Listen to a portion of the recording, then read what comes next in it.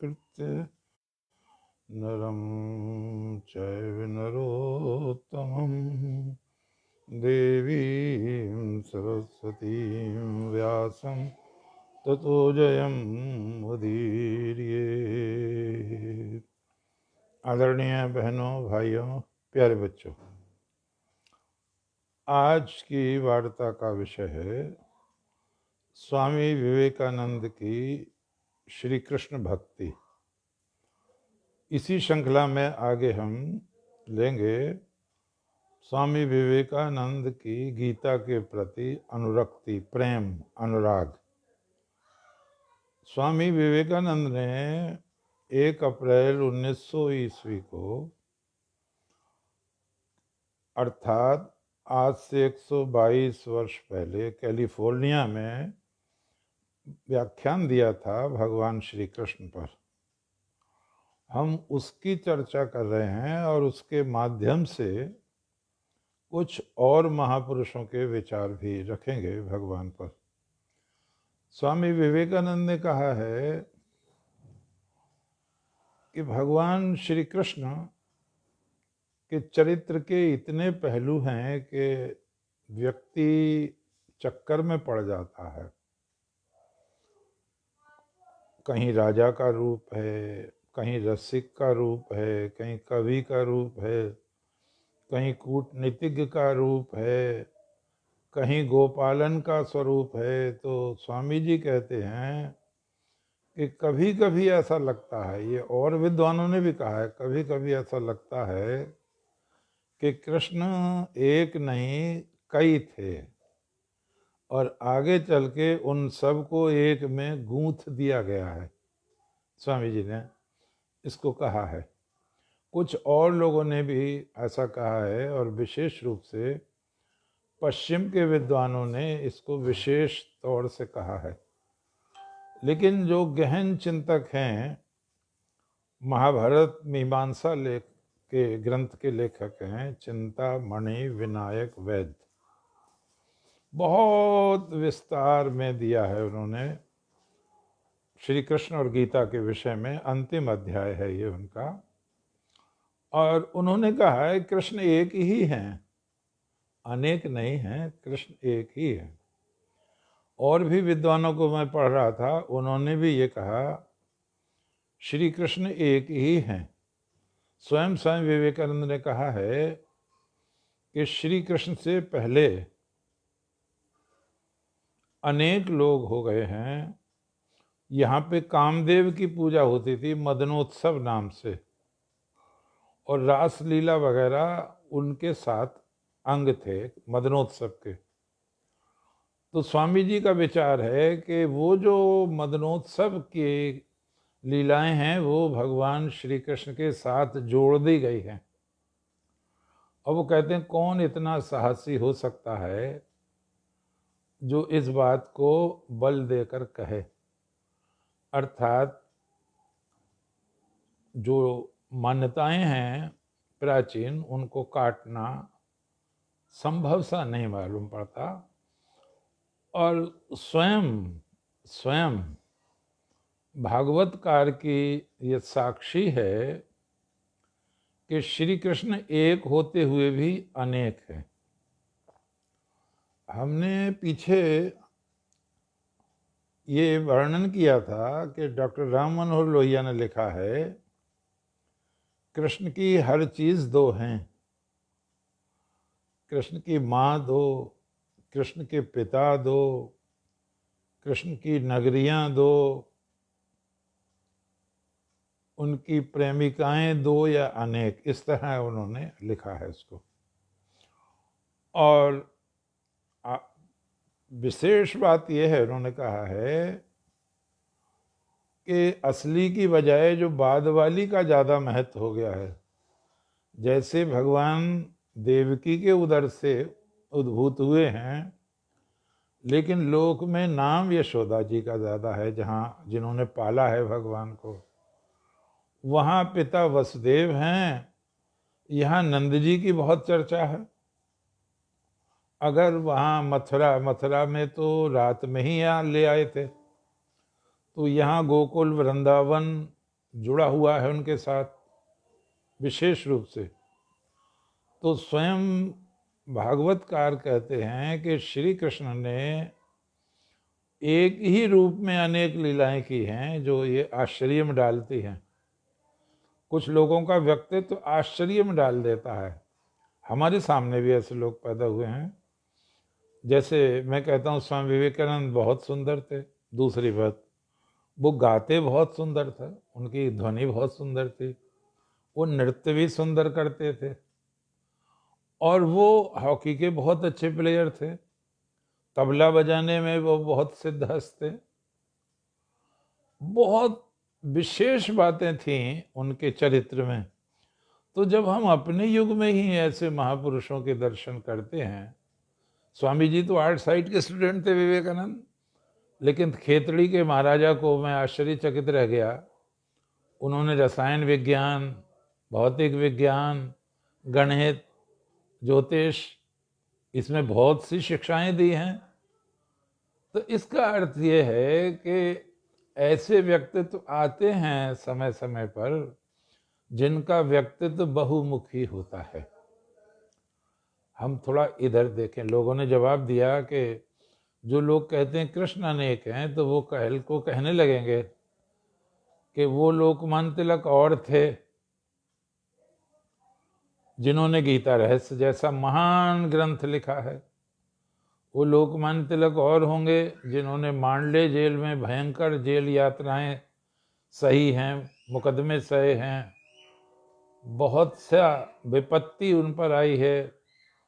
लोग कहेंगे वो लोकमान्य तिलक और हैं जिन्होंने स्वदेशी आंदोलन चलाया था, जिनका नारा था Swaraj is my birth right and I shall have it.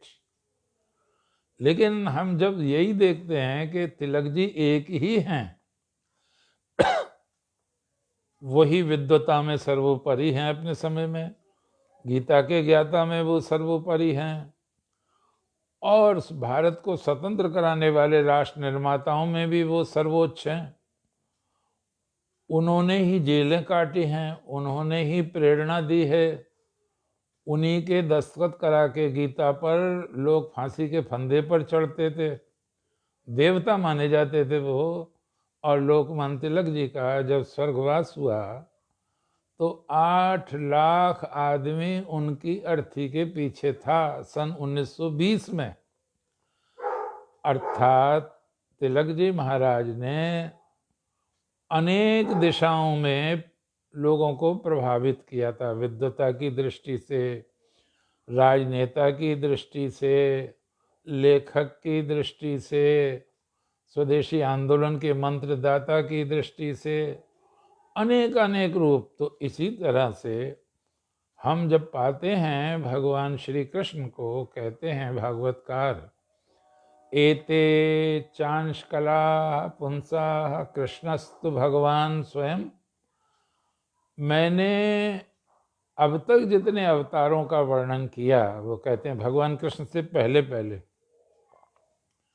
वे सब अंशावतार थे, अंशावतार, पूर्ण नहीं थे। कृष्णस्तु भगवान स्वयं, लेकिन श्री कृष्ण स्वयं ही परमात्मा हैं, अर्थात पूर्ण अवतार हैं, 16 कलाओं से संपन्न, 9 रसों से संपन्न, 64 विद्याओं से संपन्न। और उदाहरण प्रस्तुत करते हैं भागवतकार भागवत में, जब श्री भगवान अपने अग्रज भ्राता बलराम जी के साथ मथुरा में आते हैं, रंगमंच पर आते हैं, रंगभूमि यानी अखाड़े में उतरते हैं पहलवानों से कुश्ती लड़ने के लिए, मल्ल युद्ध करने के लिए, तो वहाँ भगवान का वर्णन है विभिन्न रूपों में। मल्लानाम मशनि नृणाम नरवराह स्त्रीणाम स्मरो मूर्तिमान गोपानाम सजनो असताम शिधिभुजाम शास्ता सपित्रो शिशु मृत्युर्भोजपतिर्विराड विदुषाम तत्वं परम योगिनाम वृष्णिनाम परदेवतेति रंगम गता साग्रजः। अर्थात श्री भगवान रंगभूमि में अग्रज के साथ जब पधारे तो वो दर्शकों को किस किस रूप में नजर आए? मल्लानाम अशनि, चाड़ूर है, मुष्टिक है, शल है, तोशल है, आदि आदि, जिनसे भगवान को और बलराम जी को युद्ध करना था।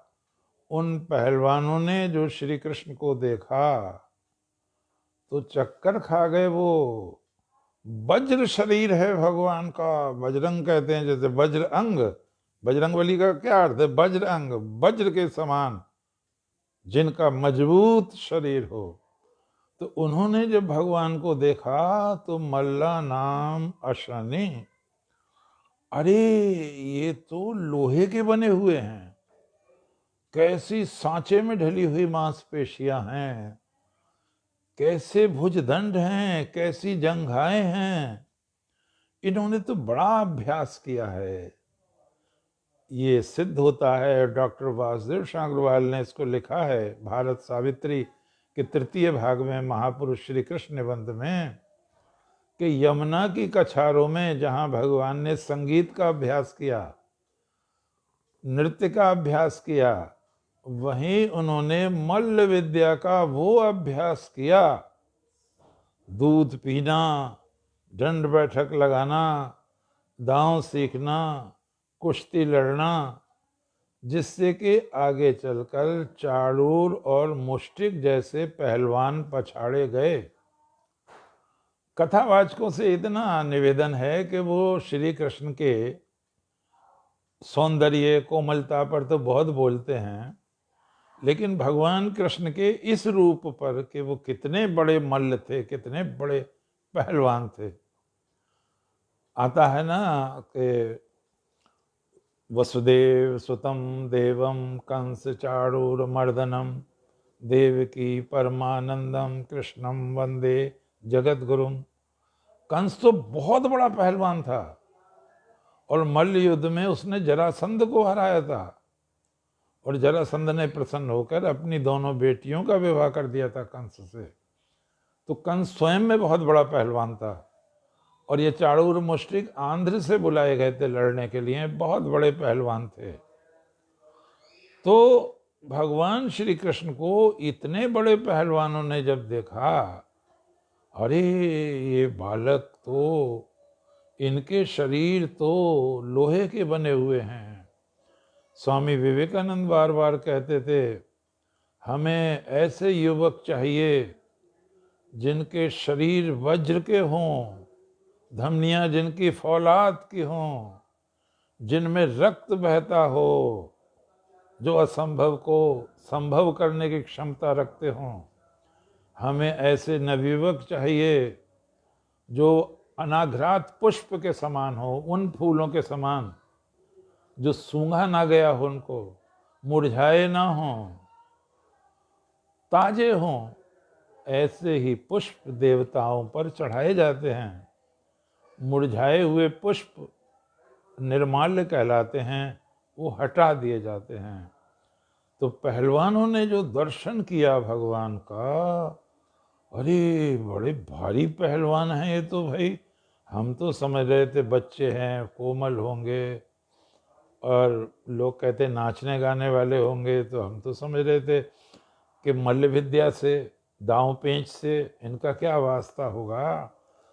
हम वैसे भी देखते हैं भगवान राम के विषय में, स्वामी विवेकानंद ने लिखा है, राम मर्त्यों में सर्वाधिक शक्तिशाली थे।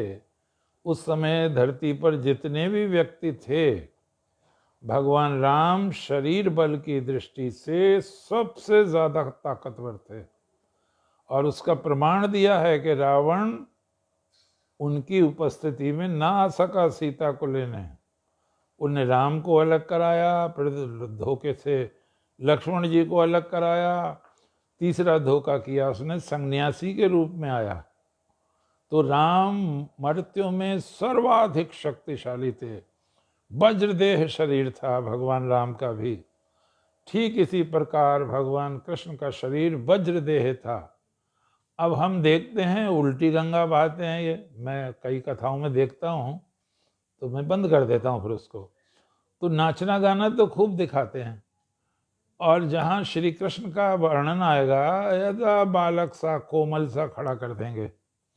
रामलीला में देखो, राम बड़ा पतला दुबला बनाएंगे और रावण बड़ा हृष्ट पुष्ट बनाएंगे, तो यहाँ कंस बहुत हृष्ट पुष्ट बनाएंगे। अरे भाई, जो कंस से लड़ा हो, जिसने कंस को मारा हो, उन कृष्ण को भी तो दिखाओ, वो कितने बलवान होंगे, कितने साहसी होंगे, कितने उन्होंने साधना की होगी शरीर की। उन राम को ये भी तो दिखाओ, वो कितने बलवान होंगे। भगवान राम ने जब बाली को मार दिया था और सुग्रीव नाच रंग में मस्त हो गए, और भगवान ने लक्ष्मण से कहा, भाई बाली को इस शर्त पे मारा गया था कि वो सीता का पता लगाएगा अपने बानरों के द्वारा, और देखो वो तो राग और रंग में मस्त हो गया है। अब हम सब जानते हैं लक्ष्मण तो बड़े क्रोधी हैं। अब वो जो चले, राम ने कहा बात सुनो, ज्यादा नहीं बोलना है, ज्यादा गरजना नहीं है, ज्यादा बरसना नहीं है, एक वाक्य कहना उससे जो मैं कह रहा हूं तुमसे, कि जिस रास्ते से बाली गया है न सा समुचित पंथा, वो रास्ता बंद नहीं हो गया है। अर्थात तेरी सारी सेना के देखते देखते जान से मार दूंगा तुझको, यदि तूने धोखा देने का प्रयास किया। बंधुओं और बहनों, ये वही कह सकते हैं जिन्हें बहुत बल होगा, अपने पर बड़ा विश्वास होगा, असीम सामर्थ्य होगी। फिर हम भगवान का दर्शन करें, श्री कृष्ण का। मल्लानाम शनि निर्णाम नरवराह।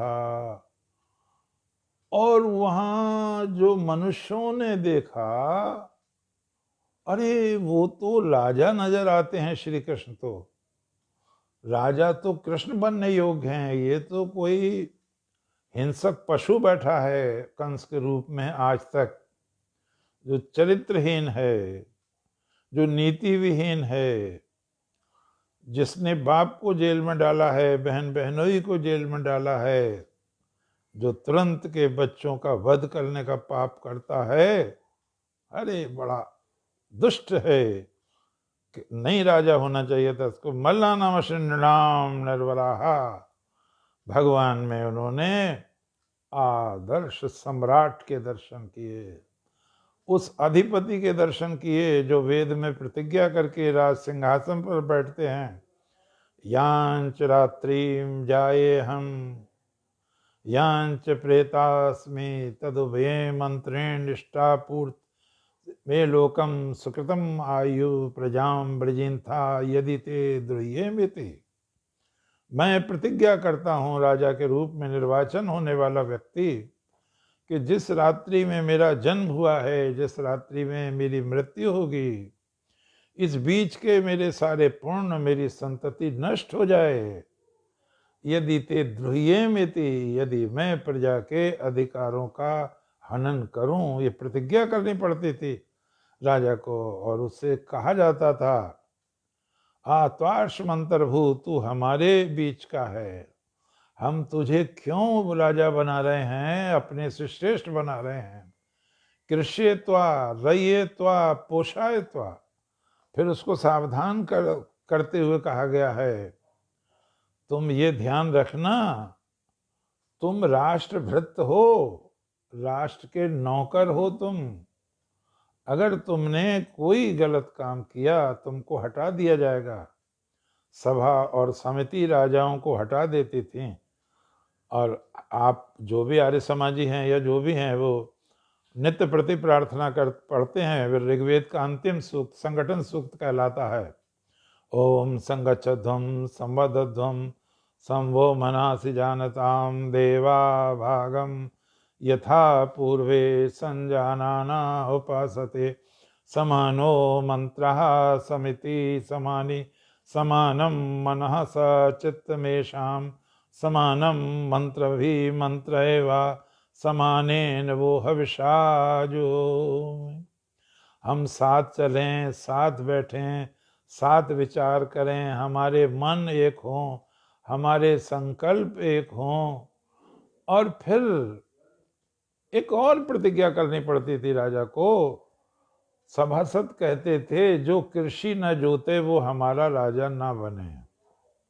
अर्थात राजा को हल चलाना भी आना चाहिए, जैसे राजा जनक हल चलाते थे। सभी राजा चलाते थे एक विशेष मुहूर्त पर। और ये भी कहा गया है, मानो दूषंत ईशत, हे प्रभु हमें वो राजा ना मिले जो दुष्ट हो, हमें वो राजा ना मिले जो हमारी गऊओं की रक्षा ना करे, और जो हमारी गऊओं का वध करेगा हम उसका शीशे की गोलियों से वध कर देंगे। आहा, प्रथम बार मथुरा की बहनों ने, बेटियों ने, माताओं ने, वीरों ने, मंत्रियों ने, बच्चों ने, बुजुर्गों ने एक चमत्कार देखा। धरती पर साक्षात परमात्मा का अवतार देखा और उन्होंने कहा, अरे ये तो जन्मजात राजा हैं, बॉर्न किंग हैं ये तो। रोमा रोला ने लिखा है स्वामी विवेकानंद के बारे में कि ऐसी ग्रैंड पर्सनालिटी थी, डोमिनेटिंग पर्सनालिटी थी, और ये वाज द बॉर्न किंग, लगता था कोई जन्मजात सम्राट है। He was the born king and nobody ever came either India or America without paying homage to his majesty. Bharat हो, अमेरिका हो, कोई भी देश हो, कहीं भी ऐसा नहीं हुआ कि स्वामी विवेकानंद गए हों और सम्मान में सामने वाला व्यक्ति झुक ना गया हो। आज लोगों ने श्री कृष्ण भगवान के रूप में वो सुंदर बालक देखा, वो सुंदर किशोर देखा जो भावी सम्राट होने वाला है, जिनको हम द्वारकाधीश के नाम से स्मरण करते हैं, जिन्होंने गणराज्य के विनाशक कंस को उसकी राजसभा में चुनौती देकर मारा और गणतंत्र का उद्धार किया। आगे क्या कहते हैं, मल्लानाम शनिनाम नरवरः स्त्रीणाम स्मरो मूर्तिमान। जो जवान बेटियां थीं, जो कुंवारी बेटियां थीं, जो विवाह योग्य बेटियां थीं, उनमें काम हिलोरे लेने लगा। ये मनोविज्ञान है, ये पाप नहीं है। धर्मावृद्धो कामो अस्मि, धर्म से सम्मत काम परमात्मा का स्वरूप है। संस्कृति को ठीक से समझें, धर्म को ठीक से समझें। तो वो जवान बेटियों ने क्या देखा भगवान में, तो उन्होंने कहा, मल्लानाम अश्विनाम नरवरः स्त्रीणाम स्मरो मूर्तिमान। हा, ये क्या सौंदर्य है, क्या छवि है, क्या अलके हैं, क्या कमल जैसे नेत्र हैं, क्या सिंह जैसी चाल है, कमाल है। ये बालक तो अद्भुत है, सृष्टि का श्रृंगार है, और ये तो साक्षात कामदेव हैं। कामदेव के दर्शन हो रहे हैं, श्रृंगार वर्णन हो रहा है। यहाँ पर श्री कृष्ण के अंदर श्रृंगार रस का स्रोत उमड़ा पड़ा है, जो जवान बेटियां देख रही हैं। आगे कहा स्मृतिमान मूर्तिमान, और आगे क्या कहा, मल्लानाम अश्विनाम नरवरः स्त्रीणाम स्मरो मूर्तिमान गोपा नाम स्वजनो। गोप गौओं के रक्षक, गौओं के पालक। हमारी संस्कृति गौ प्रधान है। गौ को हम माता कहते हैं। हम गौ से पशुत्व का व्यवहार नहीं करते, हम माता का व्यवहार करते हैं, माँ कहते हैं। श्री भगवान ने जिस गौ की पूजा की हम उसे माँ कहते हैं। तो गौओं के रक्षक, गौओं के पालक गोप लोगों ने भगवान में क्या देखा, गोपा नाम स्वजनों। अरे वाह वाह वाह, ये तो वरदान है हमारे लिए। ये तो हमारे ही व्यक्ति हैं, ये तो गौओं के पालन संरक्षण के लिए आए हैं। और आज भी बंधुओं और बहनों और प्यारे बच्चों, हमारे राष्ट्र का आदर्श गौ रक्षा है। दयानंद जी ने इसके लिए बहुत प्रयास किया था। विनोबा जी ने तो प्राणाहुति ही दे दी थी। लेकिन ऐसे लोग जिनकी बुराई भी क्या करें, भारत की गद्दी पर बैठते चले गए सिंहासन के बाद, जिन्होंने गौ माता की रक्षा का कोई व्रत ही नहीं लिया, भगवान से कोई प्रेरणा नहीं ली। आपको ये सुनकर दुख हो सकता है, जब मैं गांधी जी को पढ़ रहा था तो मुझे बड़ा आश्चर्य हुआ कि गांधी को राष्ट्र पुरुष कहते हैं। क्या उन्हें ये शोभा देता है जो उन्होंने कहा? तुम गाय की, एक जानवर की रक्षा के लिए आदमी को मारने को कहते हो। मैं कितना बड़ा व्यापार होता है इससे। मैं ऐसे कितने ही हिंदुओं को जानता हूं जो बीफ एक्सट्रैक्ट, गऊ के मांस का सत खाते हैं। मैं बड़ा आश्चर्य में पड़ गया। हमने तो नाम भी नहीं सुना था, गांधी का ही पढ़ा था। तो ये बहुत बुरी बात है। भगवान का आदर नहीं किया, ना गांधी ने किया, न जवाहर ने किया, और इंदिरा ने तो मरवाए, बहुत से गौ भक्त मरवाए, आंदोलन हुआ। मैंने अपनी कृष्णम वंदे जगत गुरु में पूरे 2 अध्याय लिखे हैं, इस पर प्रमाण सहित लिखे हैं, दिन और तारीख के साथ लिखे हैं। तो कितनी बुरी बात हुई है। जब देश परतंत्र था तो हमने प्रयत्न किया। अकबर ने गोवध पर प्रतिबंध लगाया था, स्वामी नरहरियानंद जी के कहने से। तीर्थ यात्रा कर बंद कर दिया था। हिंदू से मुसलमान बनाए जाते थे पराजित सैनिक, उनको बंद कर दिया था। इसीलिए कहा गया है कि हम कब हार गए? हम अपनों से हार गए। सीने पर 100 बार सहे जब दुश्मन की तलवार उठी, हिम्मत उस दिन टूट गई जब आंगन में दीवार उठी। हमने सोचा था देश स्वतंत्र होगा, संस्कृति जगमगाएगी, रामायण और महाभारत के पात्र पुनः जीवित होंगे, वेद की ऋचाएं गूंजेंगी, गीता का गान होगा। लेकिन उल्टा होता चला गया। डॉक्टर अंबेडकर ने सावधान किया था। हमारे सरदार पटेल ने भी कहा था, भाई जब देश बट गया तो चले जाओ, फिर ये झगड़ा ही नहीं होता कि राम जन्मभूमि है या बाबरी मस्जिद है, ये कृष्ण जन्मभूमि है या ईदगाह है, ये झगड़ा ही नहीं होता। लेकिन कितना खून खराबा हुआ 1947-48 में। ओफो, हम पढ़ें तो थर्रा जाएगी, रूह थर्रा जाएगी। स्त्रियों के स्तन काट लिए गए, गाड़ी की गाड़ी आ रही थी लाशों की भरी हुई। उपहार है ये भारत को। ओफो, इतना बड़ा विनाश हुआ, रक्तपात हुआ, लोगों के घर बार छिन गए, माँ बाप का साया उतर गया, और स्थिति वो की वही रही।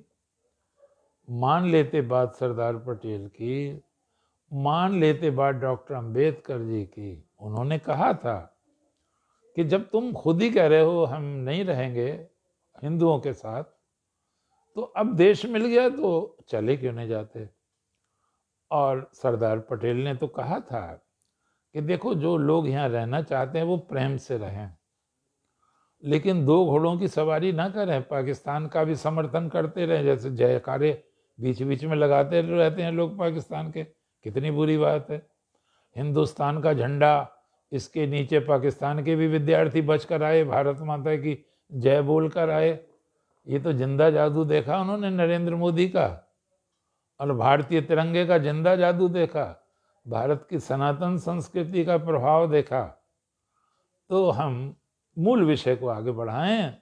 गोप लोगों को लगा, आहा, गौ संस्कृति का प्यारा बालक आया है। और हमने कितने नाम दिए भगवान को। गोपीनाथ कहा है, गोपाल कहा है, गोपेश्वर कहा है, गोपति कहा है, गोकुलनाथ कहा है। हमने भी, हमारी जनता ने भी, हमारे पूर्वजों ने भी भगवान श्री कृष्ण को उन सुंदर विरधों से, सुंदर उपाधियों से लाद दिया है, संपन्न कर दिया है, जब गौ से संबंध रखती हैं। देखो अभी तक कहावत है, चलो सखी वा देश को जहां कृष्ण को राज, चलो सखी वा देश को जहां कृष्ण को राज, गोरस वेचन हरि मिलन, एक पंथ दो काज। आगे क्या होता है, गोपानाम सजनों, असताम श्रीभुजाम शास्ता, जो सत्य को छोड़ चुके थे, जो असत्य का मार्ग अपना चुके थे, ऐसे शासक घबरा गए भगवान को देख के, और उन्हें लगा अरे कोई नियामक आ गया है, हम पर कोई शासन करने वाला आ गया है, हमें दंडित करने वाला आ गया है। आहा, क्या कहा, मृत्यु और भोजपते, जो सबसे बड़ा अत्याचारी था, जो बाप को जेल में डाल चुका था, बहन बहनोई को जेल में डाल चुका था, बच्चों को मार चुका था, उस पर क्या प्रतिक्रिया, मृत्यु और भोजपते। भगवान श्री कृष्ण वृष्णि है, कंस भोज है, यादवों की है दोनों शाखाएं। तो मृत्यु भोजपते, भगवान के पिता वृष्णि हैं, माँ भोज है, देव की भोज है। तो मृत्यु और भोजपते, तो भोजपति कंस को भगवान श्री कृष्ण साक्षात अपनी मृत्यु के रूप में दृष्टिगोचर हुए। अविराट विदुषाम, जो अज्ञानी थे, उन्हें तो लगा इससे क्या डरना है, तो बच्चा है। अज्ञानी भगवान को नहीं समझ पाए। और फिर कहते हैं अविराट विदुषाम तत्वम परम योगी नाम,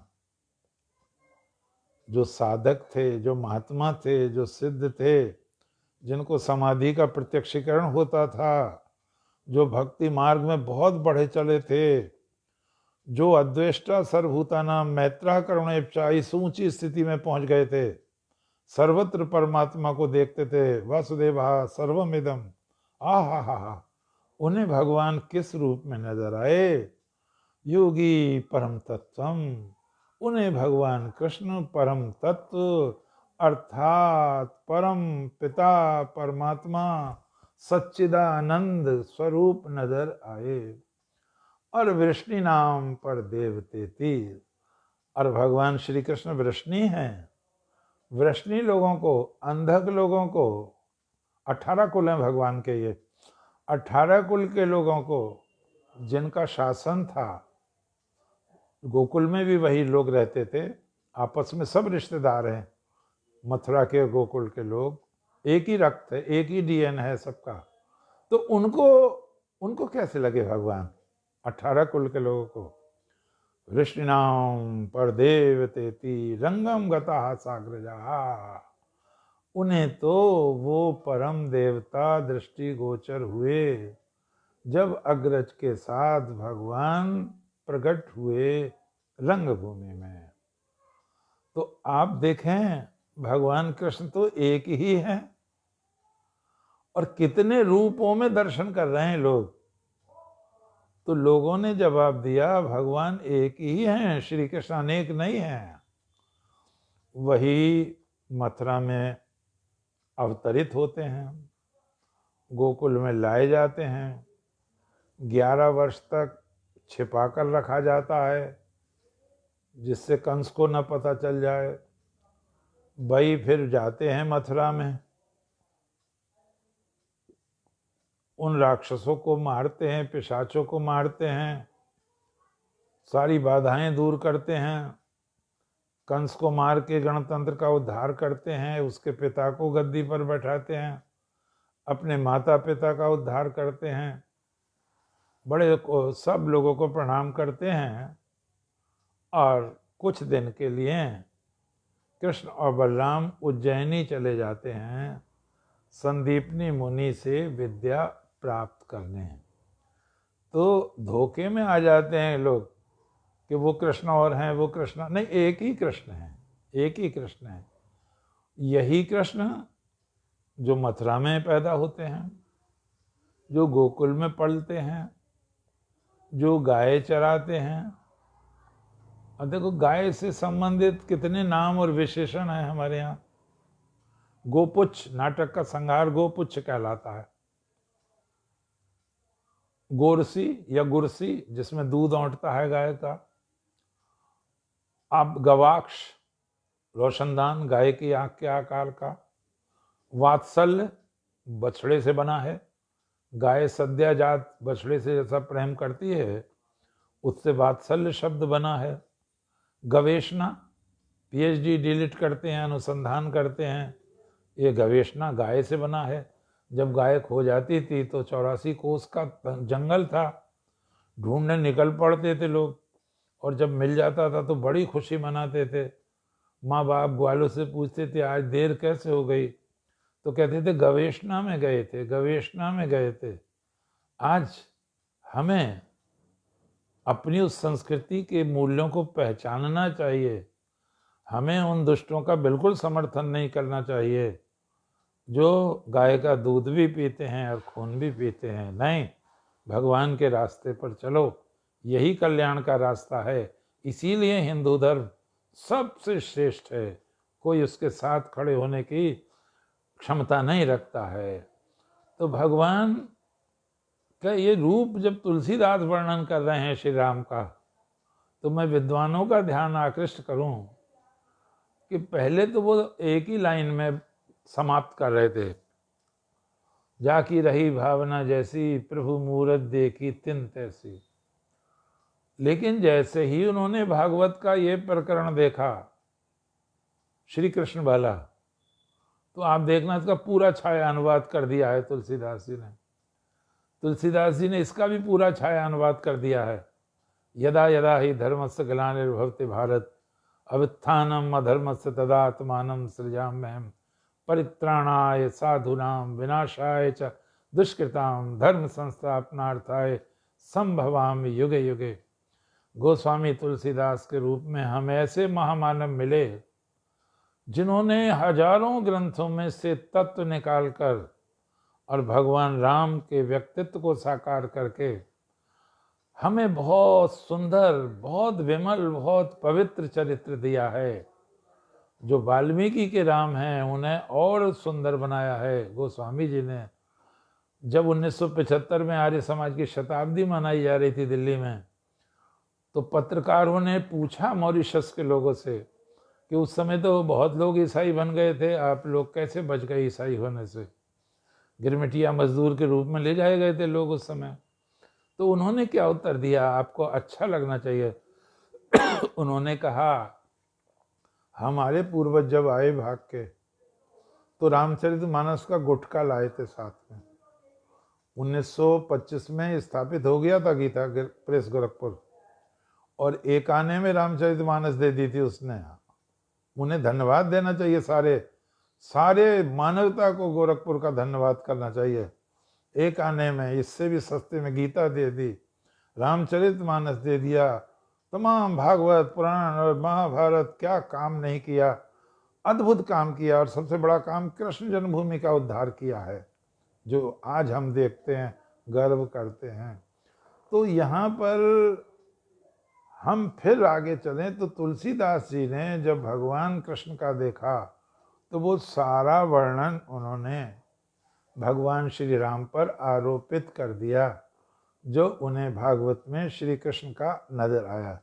तो मैं आपसे निवेदन कर रहा था कि भगवान एक ही हैं, वही गोकुल के भगवान हैं, वही मथुरा के भगवान हैं, वही भगवान हैं जिन्होंने गाय चराई हैं, वही भगवान हैं जिन्होंने रास रचाया है, वही भगवान हैं जो सबसे प्रेम करते हैं, वही भगवान हैं जो कंस को मार के गणराज्य का उद्धार करते हैं, वही भगवान हैं जो संदीपनी मुनि से पढ़ने जाते हैं, वही भगवान हैं जो द्वारका बसाते हैं, वही श्री भगवान हैं जो अर्जुन का रथ हाँकते हैं और घोषणा करते हैं कि मैं अकेला रहूँगा, युद्ध नहीं करूँगा, न्यस्त शस्त्रो अहम एकता, शस्त्र नहीं उठाऊंगा, अकेला रहूंगा, लेकिन धर्म के रक्षक के का रथ हाँकूंगा। वही भगवान कृष्ण हैं, धर्म की स्थापना के लिए रथ हाँकते हैं, सेवक का कार्य करते हैं, पीताम्बर में दाना भर के खिलाते हैं चारों घोड़ों को। कमाल है, कमाल है, कितना सुंदर वर्णन है।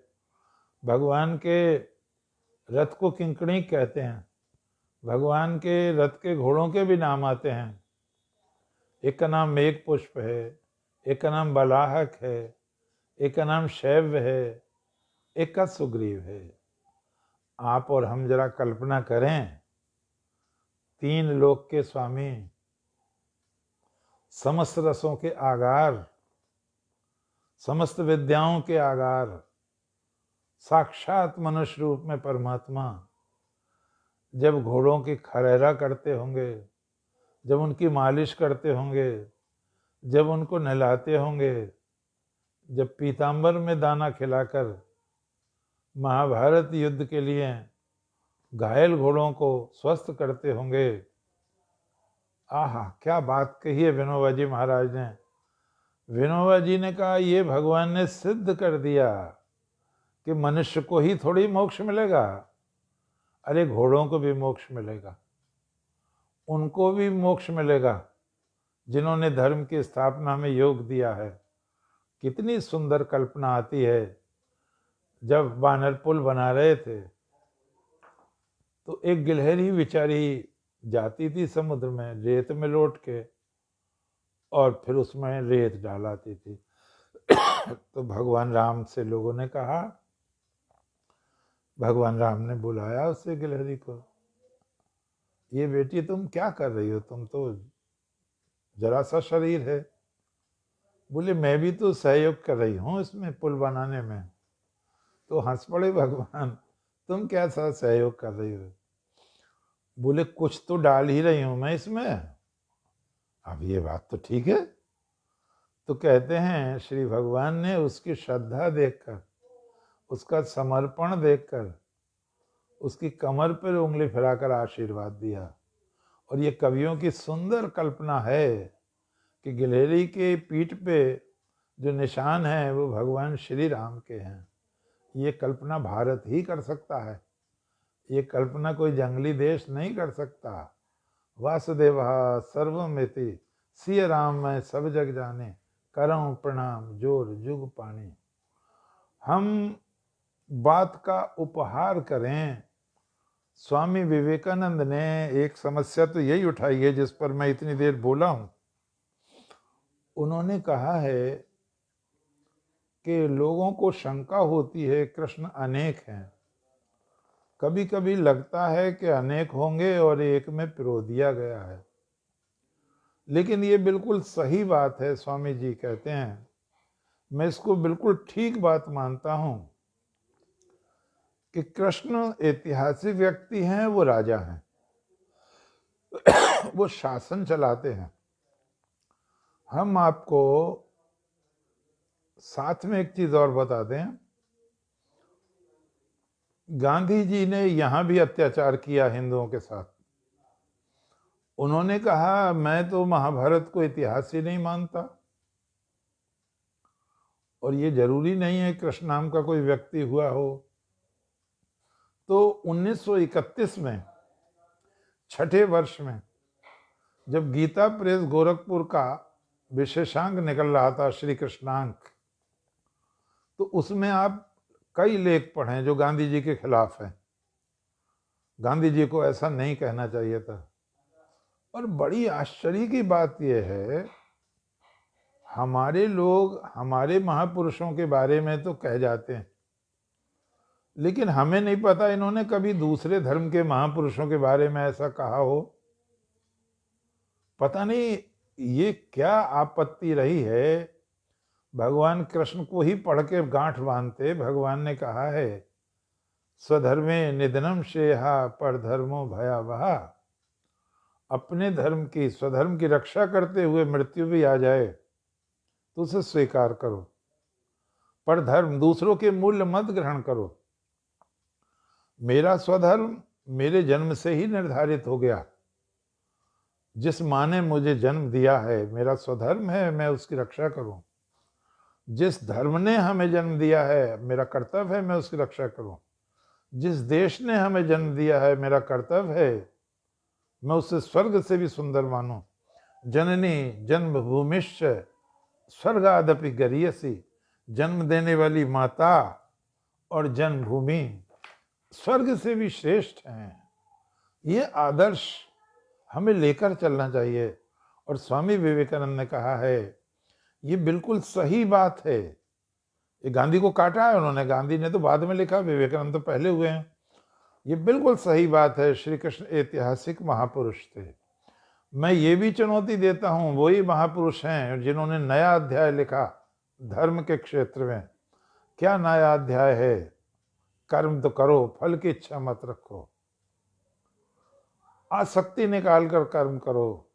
संसार में रहो, परिवार में रहो, माँ की सेवा करो, पिता की करो, कुटुंब का पालन करो, नौकरी करो, सब कुछ करो, लेकिन आसक्ति मत रखो, ये बदलने वाले हैं। प्रेम परमात्मा से करो, एकमात्र जो शाश्वत है, सनातन है, कभी नहीं बदलता, कभी साथ नहीं छोड़ता, कभी धोखा नहीं देता। कर्तव्य सब करो, परिवार के प्रति भी करो। घर में ऐसे रहो जैसे सन्यासी रहता है। गेयः स नित्य सन्यासी यो न द्वेष्टि न कांक्षति। तो स्वामी विवेकानंद जी महाराज ने श्री कृष्ण को बहुत सुंदर शब्दों में प्रतिष्ठित किया है। उन्होंने कैलिफोर्निया में उनको अवतार सिद्ध किया है। और उन्होंने एक बहुत बहुत गजब की बात कही है। उन्होंने कहा, हमारे धर्म की ये विशेषता है, आप हिंदू धर्म कहिए उसको, वैष्णव धर्म कहिए, भागवत धर्म कहिए, कोई भी धर्म कहिए उसको, पहले तो धर्म ही कहलाता था, नाम नहीं था उसके साथ। तो स्वामी जी ने कहा, हमारा धर्म किसी व्यक्ति का चलाया हुआ नहीं है। जो सत्य खोजे गए हैं उनका निदर्शन है ये। वैदिक ग्रंथ सत्यों के कोश हैं, किसी आदमी का चलाया हुआ धर्म नहीं है ये। इसीलिए हम इसे परमात्मा का धर्म कहते हैं। ये वेद के मंत्र समाधि में साक्षात्कार किए हैं ऋषियों ने। ऋषि इनके लेखक नहीं है, ऋषि इनके दृष्टा हैं। और स्वामी जी ने कहा, जब एक आदमी खड़ा होकर कहता है नहीं मैं इस धर्म का संस्थापक हूं, तो वो धर्म नहीं रह जाता, उसके अनुयायी बट जाते हैं। वो फिर उस अपने गुरु, अपने संप्रदाय से अलग धर्म देखने की दृष्टि खो देते हैं। स्वामी जी ने कहा, गलत है यह दृष्टिकोण। धर्म एक ही है। जब आप उसे मनुष्य के साथ जोड़ देते हैं, आप उसे संप्रदाय बना देते हैं। यही कारण है कि प्रवर्तक के नाम पर, ईश्वर के नाम पर जहां आदमी ने प्राण दिए हैं, वहां लाखों करोड़ों लोगों की जान भी ली है। अभी मैंने उदाहरण दिया, ये हिंदुस्तान पाकिस्तान, ये बंटवारा क्या था? ये धर्म के ही नाम पर, ईश्वर के नाम पर ही तो हुआ ये सारा। उन्होंने कहा नहीं, ये गलती हो रही है, धर्म एक है। और धर्म का अर्थ है धारण करने योग्य, जो प्रजा को धारण करता है। यतो अभ्युदय निःश्रेयस स सिद्धि स धर्मः, जिससे लौकिक भी कल्याण हो और पारलौकिक अर्थात आत्मा का मोक्ष हो। आत्मनो मोक्षार्थम जगद्धिताय च, ये धर्म है। वो धर्म नहीं है दूसरों को मारना, काटना, कि ये विधर्मी है, ये है, ये पाप हमने कभी नहीं किया। इसीलिए स्वामी जी ने कहा था, I am proud to belong to a religion, I am proud to belong a religion which has taught the world both tolerance and universal acceptance. We believe not only in universal toleration, but we accept all religions and are true. हम ये मानते हैं सारे धर्म सत्य हैं।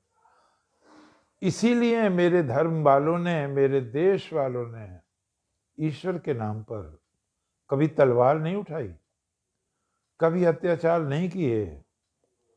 ये तुम लोग हो ईसा को फांसी पर चढ़ा देते हो। अगर वो भारत में होते तो हम उनको फांसी पर नहीं चढ़ाते। बुद्ध ने ईश्वर का विरोध किया है, ईश्वर की स्थापना को अस्वीकार कर दिया है। चारवाक ने तो वेदों को धूर्तों की रचना बताया है, लेकिन हमने किसी को फांसी पर नहीं चढ़ाया है। हमने सबको स्वतंत्रता दी है। जैन धर्म ने एक बहुत सुंदर सिद्धांत दिया है, स्यादवाद। स्याद माने शायद, वाद माने विचार। आप जो कहते हैं वो शायद वो ठीक हो सकता है, मैं नहीं जानता उसको। ये बहुत बड़ा गुण है। हमें एकदम किसी को गलत नहीं कहना चाहिए, हम उसे समझें तब तो। जब हम समझ ही नहीं रहे हैं, ये जैन धर्म का एक बहुत बड़ा गुण है जो हिंदू धर्म में आया है।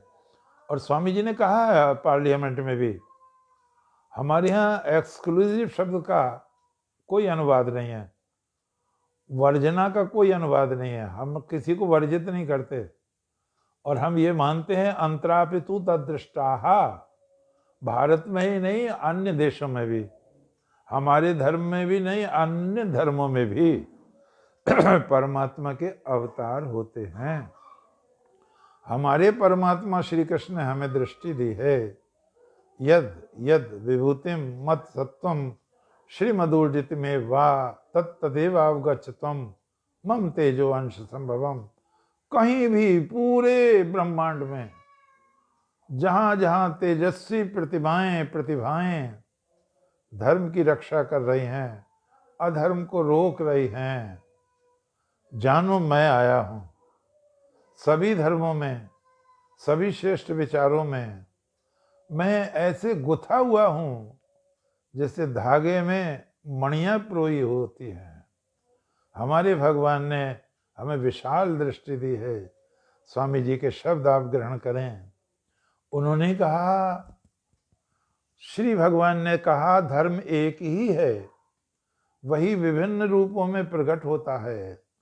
श्री भगवान ने हमारे नेत्रों को स्वच्छ किया और हमें विशालतर दृष्टि से देखना प्रारंभ किया। उन्होंने कहा, his was the first start. संसार के महापुरुषों में, प्रवर्तकों में, जगत गुरु में भगवान श्री कृष्ण का ही प्रथम हृदय था। प्रथम हृदय जो इतना विशाल था, that was large enough to see truth and all, जो सब में परमात्मा को देखने की दृष्टि रखता था। विद्या विनय संपन्ने ब्राह्मणे गविहस्ने शुनिचय शपाके चा पंडिता समदर्शना। His was the first heart, पहला हृदय। सब में प्यार, सबके प्रति दया, सबके प्रति करुणा। सब अपने हैं, सब मेरे हैं, कोई पराया नहीं है, मैं सबका हूं। मत्तहा परतरम नान्यत किंचिदस्ति धनंजय। मुझसे परे कुछ है ही नहीं, सारा मुझ में ही ओतप्रोत है। और जो जिस रूप में जिसकी भी पूजा कर रहा है, वो अंततोगत्वा मुझ पर ही आ रही है। ये यथा माम प्रपद्यन्ते तांस्तते भजाम्यहम मम वर्तमान वर्तन्ते मनुष्यः पार्थ सर्वशः। स्वामी जी के शब्द फिर कहूं मैं, his was the first heart that was large enough to see truth and all. उन्हीं का प्रथम हृदय था, विशाल हृदय, जो सब में विद्यमान सत्य को देखने की क्षमता रखता था। हिज द फर्स्ट लिप्स, आहा, सबसे पहले सृष्टि में सबसे पहले वो श्याम सुंदर भगवान श्री कृष्ण के दो प्यारे प्यारे होंठ थे। That uttered beautiful words for each and all, जिनसे सबके प्रति और प्रत्येक के प्रति सुंदर शब्द निकले। आत्मोपमेन सर्वत्र समम पश्यति अर्जुन, जो सबको अपने समान समझता है। अद्वेष्टा सर्वभूतानां मैत्रः करुणैव च। हमने स्वामी विवेकानंद के माध्यम से भगवान श्री कृष्ण के महान व्यक्तित्व की, मैं तो कहीं भी नहीं खड़ा हूं, वो तो व्यक्तित्व इतना महान है। एक बार रामकृष्ण परमहंस ने कहा था अपने शिष्यों से, मैंने कई बार ये सोचा आपको बताऊं ब्रह्म कैसा है। स्वयं उन्होंने ईश्वरचंद विद्यासागर से भी कहा था, और तब कहा संसार की सब चीजें झूठी हो गई हैं, केवल ब्रह्म ही झूठा होने से बचा हुआ है। तो विद्यासागर जी ने कहा, महाराज जब सब चीजें झूठी हो गई हैं तो ब्रह्म कैसे बच गया? ब्रह्म भी तो यही है। तो परमहंस जी ने बहुत सुंदर जवाब दिया, हाँ चीजें मुंह से झूठी होती है ना? बोले हाँ, जिसे ब्रह्म का साक्षात्कार हो जाता है उसका मुंह बंद हो जाता है, वो कह नहीं सकता। जो ये अंधाधुंध पेलते रहते हैं, ये सब नंबर 2 की बातें हैं, मुंह बंद हो जाता है, अनिर्वचनीय है वो। और परमहंस जी ने और भी गजब की बात कही है, जिससे परमात्मा का साक्षात्कार हो जाता है उसे 21 दिन में मर जाना चाहिए। आप कहोगे बड़ी गजब की बात है, क्यों? वो संसार में नहीं रहना चाहता। आपने यदि विवेकानंद को पढ़ा है तो विवेकानंद खुद नहीं रहना चाहते थे। वो गुरु से कहते थे मुझे समाधि में ही रहने दो। बोले नहीं, ईश्वर को तुमसे काम लेना है, तुम्हारी चाबी मेरे हाथ में है, जब मैं समझूंगा तुमने वो काम कर दिया है पूरा तो मैं ताला खोल दूंगा। क्या बात कही है। और उन्होंने कहा 21 दिन के बाद, ईश्वर के साक्षात्कार के बाद कोई अगर जीवित रहता है तो समझो परमात्मा को उससे कुछ काम लेना है। एक उदाहरण दिया है परमहंस जी ने। वैद्य मकर ध्वज तैयार करता है शीशे में औषधियां भर के, कंडे की आग पे उसको तपाया जाता है। कई बार ऐसा होता है कि औषधि भी बन जाती है, बोतल भी नहीं फूटती। मकर ध्वज भी बन जाता है, बोतल भी नहीं टूटती। कभी कभी ऐसा होता है मकर ध्वज तो तैयार हो जाता है लेकिन बोतल चटक जाती है, फूट जाती है। तो वैद्य को बोतल फूटने का अफसोस नहीं होता, क्योंकि लक्ष्य मकर ध्वज था। जब जीवात्मा को ईश्वर का साक्षात्कार हो जाता है तो उसकी मर्जी है वो शरीर को रखे या न रखे। इसकी मीमांसा आपको ज्ञानेश्वरी जी के रचयिता महान संत योगी विद्वान संत ज्ञानेश्वर जी के जीवन से मिलेगी। 16 वर्ष में उन्होंने गीता का भाष्य लिखा ज्ञानेश्वरी, और बड़ा आश्चर्य है 16 ही वर्ष में शंकराचार्य जी ने लिखा था। केवल अभी तक 2 ही व्यक्ति ऐसे हुए हैं जिन्होंने 16 वर्ष में गीता का मंथन कर दिया हो। तीसरा नहीं हुआ, अभी बाद में लिखा है सबने, बहुत बाद में। और संत ज्ञानेश्वर जी ने आलंदी में गीता के 9वें अध्याय का पाठ करते हुए जीवित समाधि ली है। हम भगवान श्री कृष्ण के विषय में, भगवत गीता के विषय में, स्वामी विवेकानंद के संदर्भों में, रामकृष्ण परमहंस के संदर्भों में, स्वामी राम तीर्थ आदि के संदर्भों के साथ विषय को आगे बढ़ाएंगे। और जो भी श्रवण कर रहे हैं मैं उनसे निवेदन करूं, चूँकि स्मिता जी नहीं हैं तो ये एक तरफा ही कार्यक्रम हो रहा है, तो मैं आपसे ये निवेदन करना चाहता हूं कि ये कई किश्तों में चलेगा भगवान श्री कृष्ण का। तो इसका हेडिंग है, इसका शीर्षक है स्वामी विवेकानंद की कृष्ण भक्ति और गीता अनुरक्ति।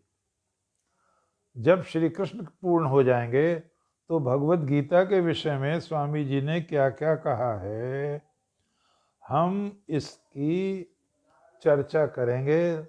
जो भी बहन भाई, मेरे आदरणीय, मुझसे बड़े अग्रज, प्यारे बच्चे इस कार्यक्रम को सुन रहे हैं, देख रहे हैं, मैं उन सबको प्रणाम करता हूँ। और स्वामी विवेकानंद के शब्दों में कहता हूँ, स्वामी विवेकानंद कहा करते थे, अगर आप मुझे विद्वान मानते हैं तो मैं भगवान से प्रार्थना करूँगा, उन्होंने जो मुझे दिया है मुझसे अधिक वो आपको 1000 गुना प्रदान करे। जो भी लोग सुन रहे हैं वे स्वयं, उनके बच्चे, माताएं, बहनें, बेटियां मुझसे 1000 गुना अधिक प्रचार करें।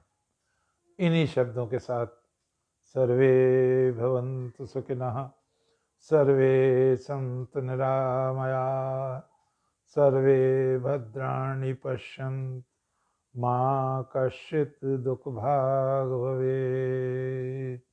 ओम द्यौ शांतिर अंतरिक्षगं शांति, पृथ्वी शांतिरापः शांतिरौषधयः शांति, वनस्पतयः शांति, विश्वे देवा शांति, ब्रह्म शांति, सर्वगं शांति, शांतिरेव शांति सामा शांतिरेधि। ओम शांति शांति। मैं चातक जी का नाम यहाँ पढ़ रहा हूँ और बहन सरिता का नाम पढ़ रहा हूँ, और ये किसका नाम है, ये भी उन्हीं का है। मैं जो मेरे बच्चों के समान है उनको आशीर्वाद देता हूँ। जय श्री कृष्ण, जय श्री कृष्ण। बहुत बहुत प्रणाम, बहुत बहुत प्रणाम।